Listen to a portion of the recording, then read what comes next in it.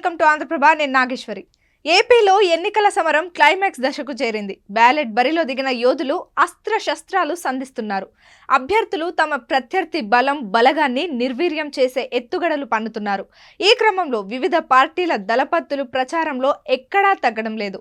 ఏ party సభను చూసినా జనం హోరు, జనం ఉప్పెన, జన జాతర, జన సునామీ, జన కెరటాలు, జనం పరవళ్లు తొక్కుతోంది. ఇలా అన్ని సభలకు హాజరైన ప్రజాబలాన్ని వర్ణించడం ఎవరి తరమూ కావడం లేదు. మేమంతా సిద్ధం, ప్రజాగలం, విజయ్ భేరి, న్యాయయాత్ర పేర్లతో పార్టీల లీడర్లు కథం తొక్కుతున్నారు. 175 అసెంబ్లీ నియోజకవర్గాలు, 25 లోక్సభ స్థానాల్లో ప్రచారం మార్మోగిపోతోంది. మాటల తూటాలు పేలాయి. సూటి ప్రశ్నల ఈటెలు గుండెల్లో గుచ్చుకుంటున్నాయి. సెటైర్లు మిస్సైల్స్లా దూసుకెళ్తున్నాయి.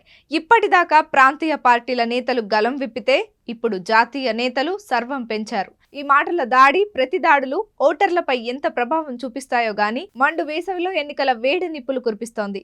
ఇక చివరాఖరిలో ఈసీ జోక్యం చేసుకుని తోక జాడించే అధికారులకు కల్లాలను బిగిస్తోంది. మరో 4 రోజుల్లో ఎన్నికల ప్రచారానికి తెరపడనుంది.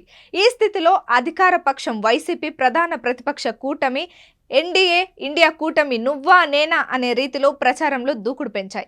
ఇప్పటి వరకు తాను పంచిన నవరత్నాలతో జనాన్ని వైసీపీ అధినేత ఆకట్టుకుంటే ప్రభుత్వ వ్యతిరేక ఓటుకు ఎన్డీఏ, ఇండియా కూటములు గాలం వేస్తున్నాయి.